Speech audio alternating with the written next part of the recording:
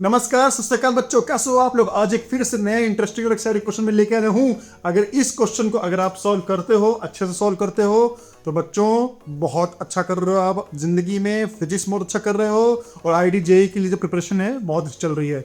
तो बच्चों, मैं बिना आपका टाइम लिए इस क्वेश्चन को सॉल्व करता हूं, लेकिन आपको पता है आपको क्या करना है। वीडियो को पॉज करके क्वेश्चन को पहले खुद से सॉल्व करना है, उसके बाद अपने मेथोडोलॉजी को मेरे मेथोडोलॉजी से मैच करना है। तो बच्चों, ये क्वेश्चन बोलता है block a kept on an inclined plane surface just begins to slide if the inclination is 30 degree. The block is replaced by another block B, and it is found that it is just begins to slide if the inclination is 40 degree. चलो ठीक है बच्चों, तो पहले तो हम बनाते हैं इस फिगर को। ठीक है, एक ब्लॉक है, वो 30 डिग्री पे जस्ट स्लाइड होना शुरू होता है। ठीक है, और फिर दूसरे कंडीशन में क्या है बच्चों कि भैया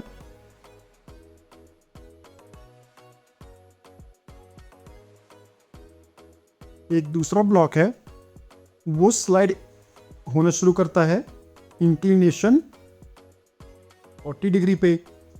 ठीक है, सो ये ब्लॉक ए है और ये ब्लॉक बी है ना। जो ब्लॉक ए है वो 30 डिग्री पे इंक्लाइन होना शुरू होता है, मतलब 30 डिग्री इंक्लिनेशन पे स्लाइड होना शुरू होता है, और ब्लॉक बी है वो 40 डिग्री के इंक्लाइन पे स्लाइड होना शुरू होता है। तो भैया हमसे पूछा गया है कि बताओ भैया, मास ए बड़ा है मास बी से, मास बी छोटा है मास ए से, दोनों मास बराबर है, क्या मास पे कोई डिपेंड करता है या नहीं करता। बेसिकली मास पे इनका इंक्लिनेशन, जो स्टार्टिंग इंक्लिनेशन एंगल है, वो डिपेंड करता है या नहीं करता। तो भैया ये पता करने के लिए हमें सबसे पहले तो हमें फ्री बॉडी डायग्राम बनाना पड़ेगा। चाहे ब्लॉक ए का बना लो, चाहे ब्लॉक बी का बना लो। तो चलो मैं ब्लॉक ए का बना लेता हूँ। ब्लॉक ए का फ्री बॉडी डायग्राम है, इस पे हमें पता है बच्चों एम जी डाउन लगेगा, तो इस डायरेक्शन में लगेगा एम जी कॉस थीटा, और इस डायरेक्शन में लगेगा एम जी साइन थीटा। ठीक है बच्चों, चूंकि ब्लॉक नीचे की तरफ स्लाइड हो रहा है एट 30 डिग्री, तो भैया एक फ्रिक्शन फोर्स लगेगा पीछे, है ना। वो बेसिकली रिलेटिव मोशन है, इंक्लाइन के रिस्पेक्ट में ब्लॉक नीचे की तरफ जा रहा है ना, या जाने की टेंडेंसी है।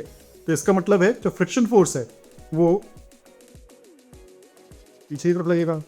चलो भैया, और फिर चूंकि एम जी कॉस थीटा है, तो भैया इंक्लाइन बोलेगा कि भैया मुझे नॉर्मलाइजेशन फोर्स में मैं एन लगाऊंगा। तो भैया नॉर्मलाइजेशन फोर्स और एफ आर ऐसे करके लग रहा है। चलो ठीक है जी, अब यहाँ पे हम बच्चों एक चीज़ देख सकते हैं, क्योंकि जो ब्लॉक है वो 30 डिग्री पे इंक्लाइन होना शुरू हो गया है। तो ये काइनेटिक फ्रिक्शन है या स्टैटिक फ्रिक्शन, क्योंकि ब्लॉक एक्चुअली में मूव हो रहा है, तो ये काइनेटिक फ्रिक्शन है। और काइनेटिक फ्रिक्शन के लिए हमें पता है जो फ्रिक्शन है हम डायरेक्टली म्यू एन लिख सकते हैं। सो एफ आर जो के है वो है mu N equal to mu m g cos theta. ठीक है बच्चों, सो जो एफ आर है mu m g cos theta के बराबर है। ठीक है, चलो अब चूंकि एफ एट 30 डिग्री जो एम जी जो साइन थीटा है वो एफ आर के बराबर होगा, क्योंकि भैया जो एक्सेलरेशन है, क्योंकि जस्ट स्टार्ट हुआ है, मतलब एफ आर की वैल्यू इतनी हो गई है, जस्ट इतनी हो गई है कि वो एम जी साइन थीटा को, है ना, एम जी साइन थीटा को बैलेंस कर लिया है। तो भैया यहां से हमें पता है कि जो एम जी साइन थीटा है ना, क्योंकि जस्ट नीचे की तरफ मूव होने शुरू हुआ है ना, वो एम जी कॉस थीटा के बराबर हो गया है। ठीक है ना, एफ आर की वैल्यू जैसे जैसे हम इंक्लिनेशन बढ़ाते हैं, है ना बच्चों, वैसे वैसे क्या होता है कि जो साइन थीटा है वो बढ़ता रहता है, और कॉस थीटा है बेसिकली जो mu m g cos theta है, जो एफ आर है ना, एक मैं इसको इस तरह से बताता हूँ मैं। ठीक है, सो जो एफ आर की वैल्यू है वो म्यू एम जी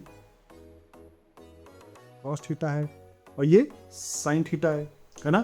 थीटा की वैल्यू बढ़ेगी, थीटा की वैल्यू 0 से लेकर 90 डिग्री के बीच में अगर थीटा की वैल्यू बढ़ेगी तो साइन थीटा बढ़ेगा और कॉस थीटा, कॉस जीरो, जो कॉस थीटा होता है कॉस 0 1 होता है और कॉस 90 0 होता है, तो म्यू एम जी जो कॉस थीटा है वो घटेगा।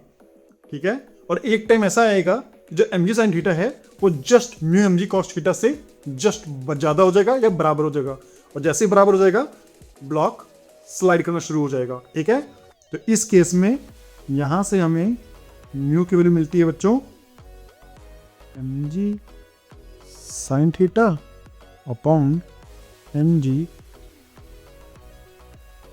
Cos theta. एम जी तो एम जी कट गया और यहां से हमें मिलता है sine theta upon cos theta equal to tan theta.